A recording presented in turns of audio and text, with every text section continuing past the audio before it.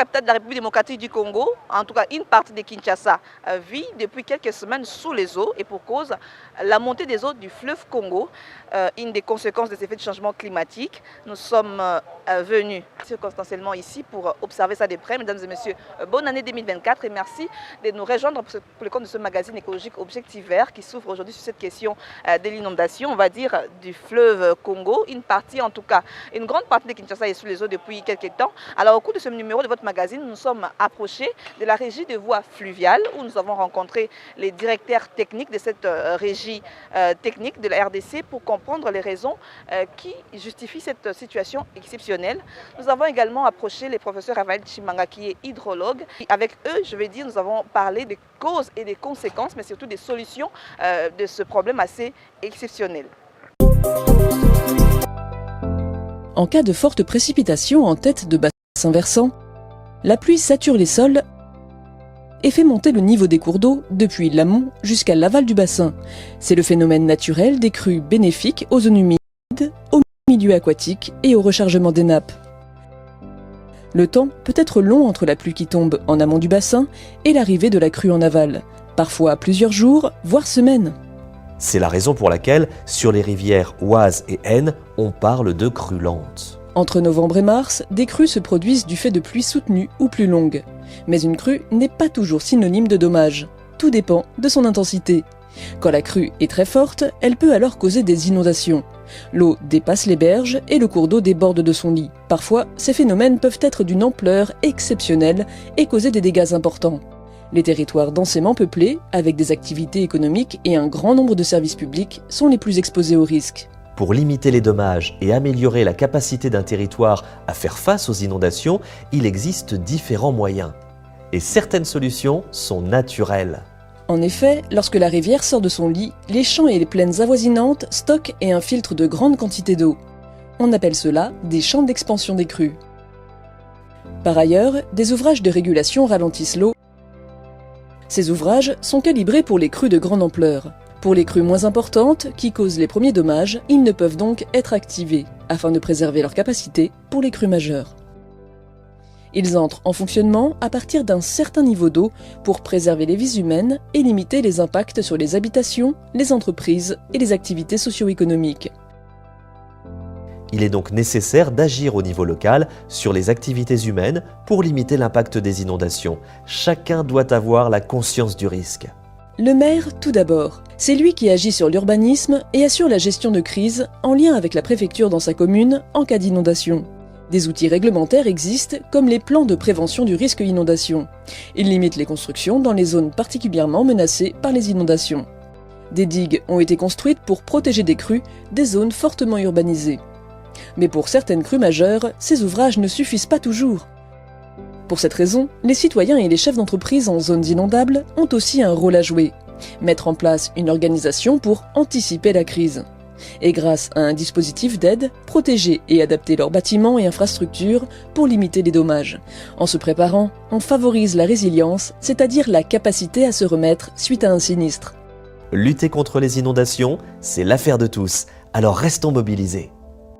Je l'ai dit au début de cette émission que nous allons aller à la rencontre du directeur technique de la régie de voies fluviales avec qui nous avons eu un échange, mais nous n'étions pas seuls, nous étions en compagnie de nos confrères de l'émission environnementale RDC Environnement, avec qui nous avons été reçus par le directeur Cédric Luc Tchumbu. Je vous propose de suivre cet entretien et on se retrouve tout juste après. Monsieur Cédric Luc, dites-nous, nous sommes où présentement ? Merci beaucoup pour la parole. Nous nous retrouvons présentement à la direction du chantier naval de la RVF, pratiquement au chantier naval, donc au niveau de la DARS de la RVF. Ouais. Alors, qu'est-ce qui se passe ici présentement? Nous nous retrouvons dans l'eau. Les gens qui nous regardent, ils ne comprennent pas peut-être c'est quoi cette eau, elle vient d'où, qu'est-ce qui se passe au fait? Ouais, nous sommes en train de traverser une situation vraiment exceptionnelle, dans la mesure où les débits du fleuve Congo et le fleuve Congo, disons, est en crue exceptionnelle. Voilà. Alors, Ruben? Oui. Est-ce que, M. Cédric Luc, est-ce que c'est un fait habituel ou inhabituel, si on peut le dire ainsi? Effectivement, lorsqu'on parle d'une crue exceptionnelle, ça veut dire que c'est un fait qui est inhabituel. La dernière fois qu'on a vécu ces genres de situations, c'était en 2019, mais nous étions un peu plus bas parce que les sites ou l'endroit où nous nous retrouvons présentement n'était pas submergé. Mais c'est en 1961, pratiquement c'était le 17 décembre, qu'on a enregistré, n'est-ce pas, une crue aussi exceptionnelle, la plus grande crue qui n'ait jamais été enregistrée au niveau du fleuve Congo. Voilà. Est-ce que la RVF peut nous dire quelles sont les raisons de cette situation exceptionnelle par rapport à celle de 1961? Bon, en réalité, la crue que nous sommes en train de vivre, c'est justement la réponse, n'est-ce pas, hydrologique par rapport aux précipitations, à l'abondance des précipitations en amont du bassin. Et Kinshasa se retrouvant à l'exutoire pratiquement du bassin. Mais il n'y a pas que Kinshasa, parce que même quand vous allez à Kisangani, vous allez pratiquement dans l'ensemble du bassin. Nous allons constater que le bassin du Congo, de manière exceptionnelle, cette année, a enregistré beaucoup de précipitations. Et c'est ce qui est à la base, n'est-ce pas, de ce que nous sommes en train de connaître.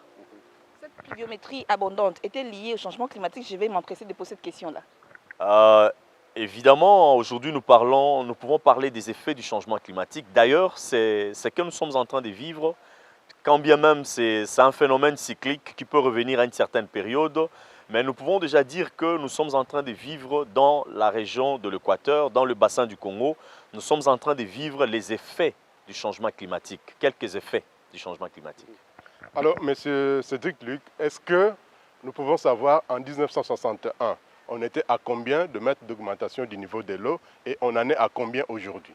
En 1961, le 17 décembre 1961, on avait pu atteindre 6,26 mètres à l'échelle du port public de l'Onatra, qui est en fait la station principale de Kinshasa.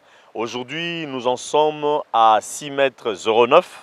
Donc il faudrait à peu près 17 cm pour qu'on atteigne les niveaux de 1961. Donc c'était plus important que ce que nous vivons maintenant. Et ce qui est dommage, quand nous parlons de dommage, c'est parce qu'il y a des populations qui sont impactées par rapport à ce qui se vit maintenant. Mais malheureusement, les eaux continuent encore à monter. Donc si nous devons atteindre les 17 autres centimètres pour arriver à la situation de 1961, ça sera vraiment catastrophique. Donc, il y a encore des situations à craindre à l'étape où on en est. Exactement, il y a encore à craindre. Et d'ailleurs, nous allons demander vraiment à ceux qui continuent encore à traîner sur la rade de Kinshasa de pouvoir prendre les dispositions vraiment importantes, conformément même au communiqué que nous avons annoncé il y a de cela quelques temps. Il faudrait vraiment que les gens puissent évacuer parce que les inondations, généralement, viennent avec des maladies d'origine hydrique. Et donc, c'est très dangereux. Nous risquons, après ces événements ici, de connaître des cas de maladies qui pourraient causer de morts de personnes. Voilà. Est-ce qu'on peut dire qu'on est en face d'une inondation? Aujourd'hui, on ne peut pas encore parler d'inondation. Pourquoi? Parce que nous occupons en fait la zone inondable, c'est-à-dire le lit majeur. Nous sommes encore dans les lits majeurs du fleuve Congo. C'est lorsque les eaux seront au-delà du lit majeur du fleuve Congo qu'on va effectivement parler d'inondation. Donc nous occupons, en fait, tout cet espace ici se trouve dans les lits du fleuve Congo. Hein, même si la RVF a quand même construit sur les lits du fleuve Congo. Ben, ce qui est vrai, ces bâtiments ont été construits avant 1961. Donc ce sont des événements qui sont venus après que ces bâtiments des services de voies navigables de l'époque aient déjà été construits. Si c'était construit après 61, ce qui est sûr, on prendrait des dispositions qui s'imposent. On peut dire que ces bâtiments ont l'habitude d'être submergés alors? En tout cas, depuis 1961, disons après 1961, c'est la première fois que ces bâtiments soient submergés. Oh là là, à ce point-là. Ouais. Alors qu'en est-il de tous ces gens qui ont construit, on va dire, entre guillemets, sur les lits du fleuve Congo? Doivent-ils continuer à construire? Doivent-ils partir de chez eux? Quelles sont les dispositions qu'ils doivent prendre? Vous savez que pour ce qui est de la construction, il existe des zones qui sont prohibées pour la construction. Et ça veut dire que lorsque vous devez intervenir ou construire dans ces zones-là, il faudrait prendre les mesures qui s'imposent. Il faudrait prendre toutes les informations nécessaires pour vous mettre à l'abri, n'est-ce pas, de phénomènes, de remontées des eaux telles que c'est le cas maintenant. Et la référence ici à Kinshasa, c'est la situation de 1961. Vous devez être à une côte qui soit au-delà de 6 mètres 26. Et 6 mètres 26, c'est par rapport au niveau moyen de la mer. Donc, lorsque vous allez construire dans cette partie, du fleuve, vous devez absolument être au-delà de cette hauteur-là. Est-ce que ces débordements peuvent occasionner également des érosions côtières dans certains endroits? Absolument. Hein, ces débordements auront pour impact, n'est-ce pas, des érosions. Et nous aurons des débits solides assez importants. Ça, c'est sûr. Monsieur le directeur technique, comparaison n'est pas raison, dit-on. Nous avons vu des inondations en France au niveau du Pas-de-Calais. Il y a des dispositions qui ont été prises avec des grosses pompes pour pomper l'eau et les renvoyer ailleurs. Est-ce que la RVF, en tant que service technique, a des dispositions à prendre par rapport à cette situation? La RVF, c'est un établissement technique, un établissement public à caractère scientifique et technique. À notre niveau, nous avons plus la charge de l'aménagement des routes de navigation. Mais pour ce qui est du volet scientifique, nous suivons également l'évolution hydrologique de nos différents cours d'eau intérieurs. Alors, les dispositions, comme vous prenez le cas de la France, nous, la RVF, en tant qu'établissement public, nous alertons les autorités. Parce que ce n'est vraiment pas dans notre compétence que de pouvoir peut-être évacuer la population, mais nous émettons des avis ou des annonces, des alertes, et quitte à l'autorité de prendre les dispositions pour pouvoir préserver la population. Mais vous allez comprendre aussi que le bassin hydrologique du fleuve Congo est totalement différent du bassin, du bassin, je pense, de la Reine, du fleuve Rhin. Du point de vue dimension, c'est vraiment pas la même chose. Le fleuve Congo, quand même, c'est du point de vue débit, le module moyen, c'est 40 000 mètres cubes par seconde. Nous venions de faire un jaugeage du fleuve Congo entre Kinshasa et Brazzaville. Il y a de cela une semaine passée. Nous étions à 73 000 mètres cubes par seconde. Donc, vous voyez que du point de vue échelle, c'est quand même important.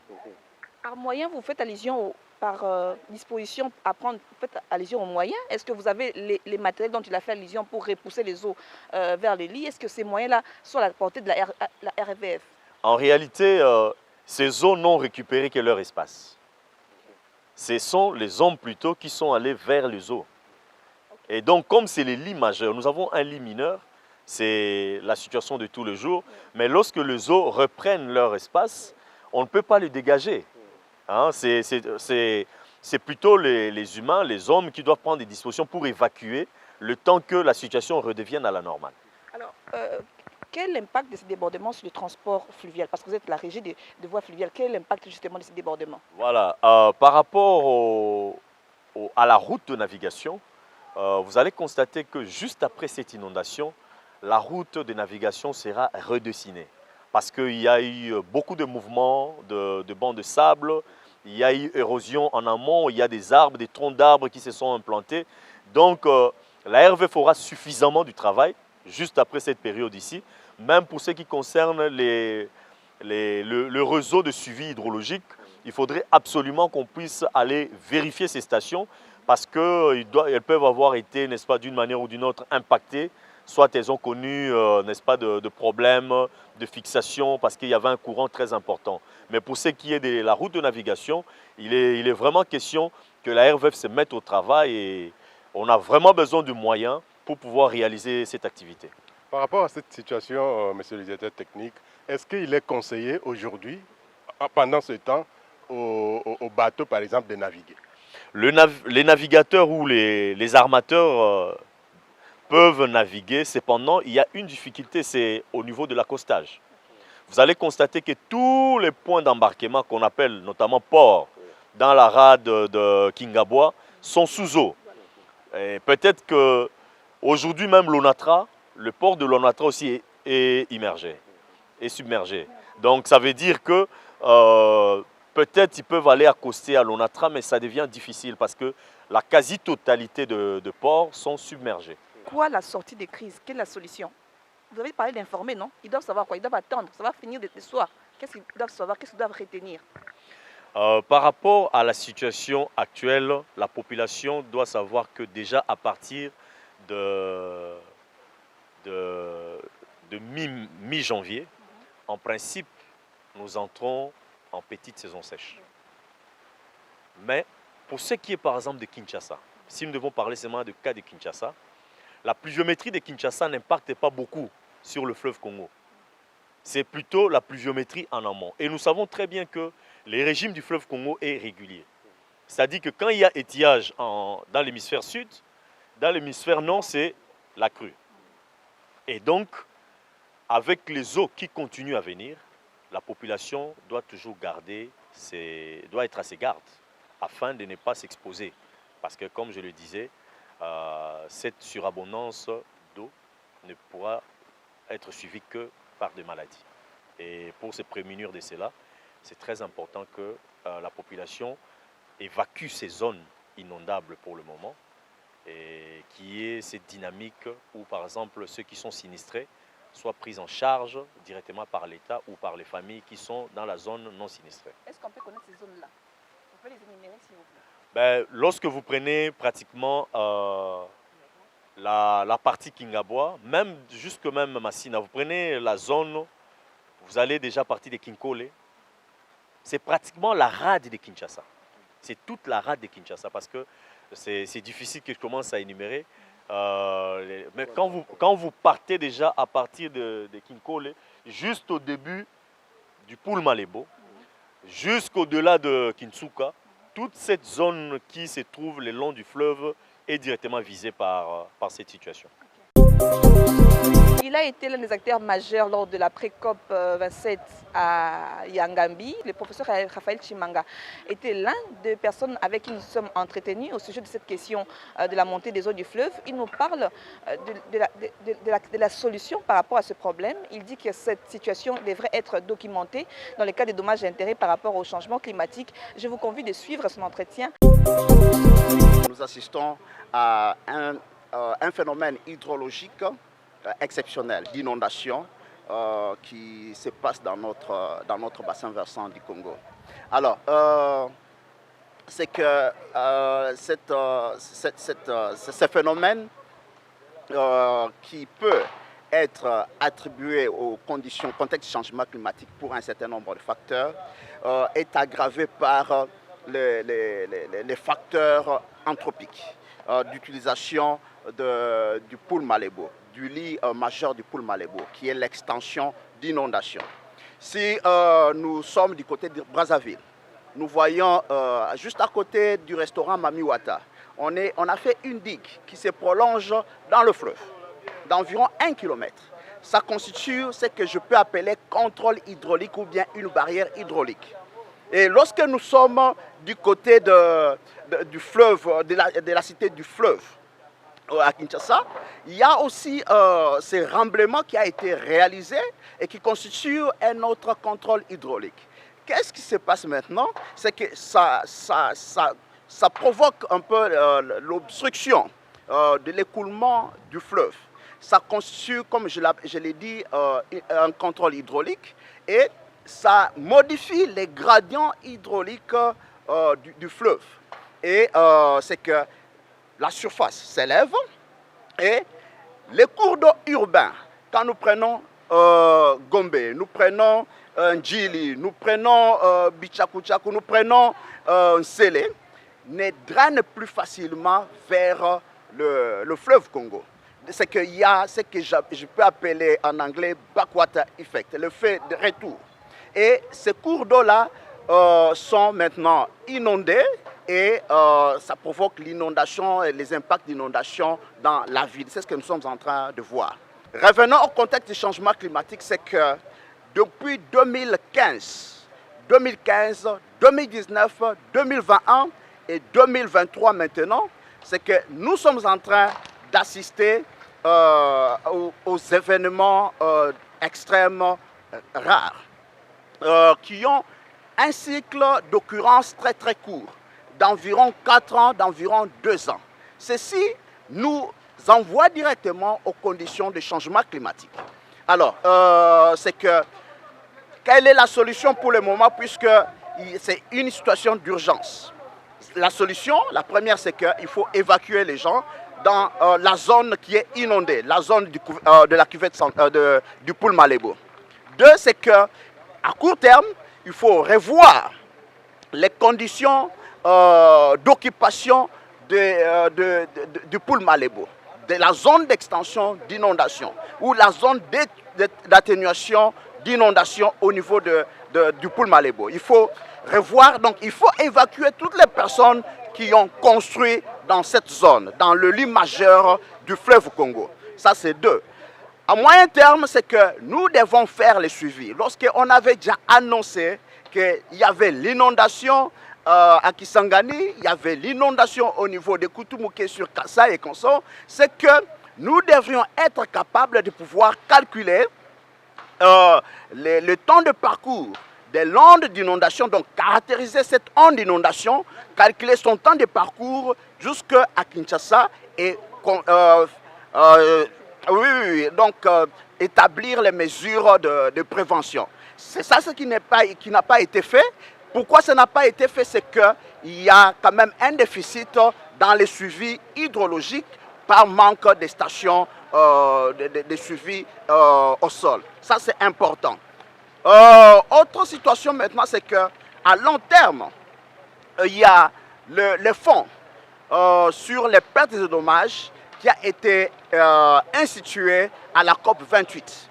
C'est une situation de changement climatique. Il est important actuellement que les scientifiques, les professionnels puissent se mettre à l'œuvre pour pouvoir évaluer les impacts de cette inondation en termes de pertes, en termes de dommages, afin de pouvoir constituer un dossier que la RDC devra présenter à ce fonds pour que la RDC puisse avoir des récompenses. Alors, professeur, vous avez parlé tantôt des causes, des conséquences. Maintenant, vous allez parler de la gestion des inondations en amont du bassin du Congo.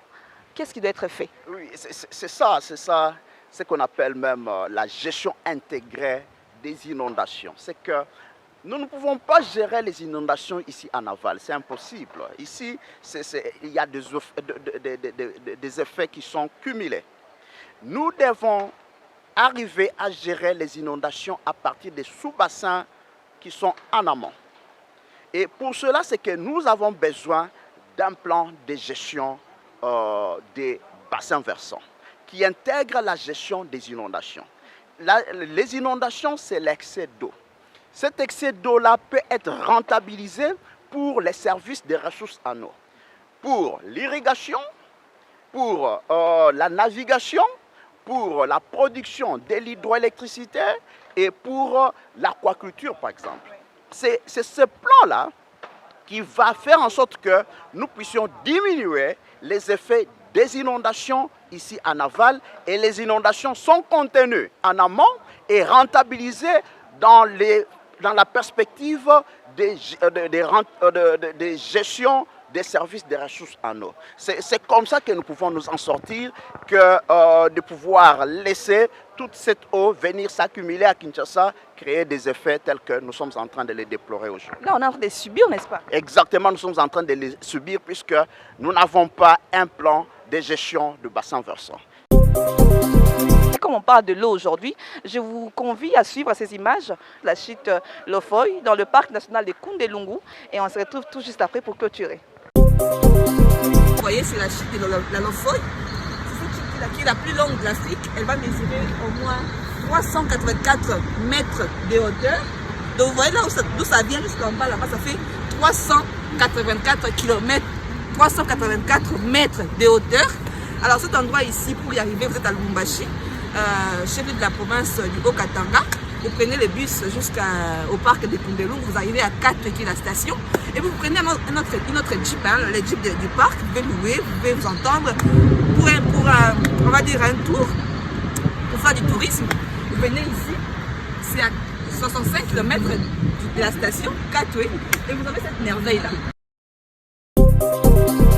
L'eau, c'était notre monde. C'est par cette citation du professeur Raphaël Chimanga que nous allons clôturer ce numéro de votre magazine écologique Objectif Vert. Merci à vous de l'avoir suivi. Portez-vous bien. D'ici là, prenez soin de vous, mais surtout de votre environnement. Au revoir et à très bientôt.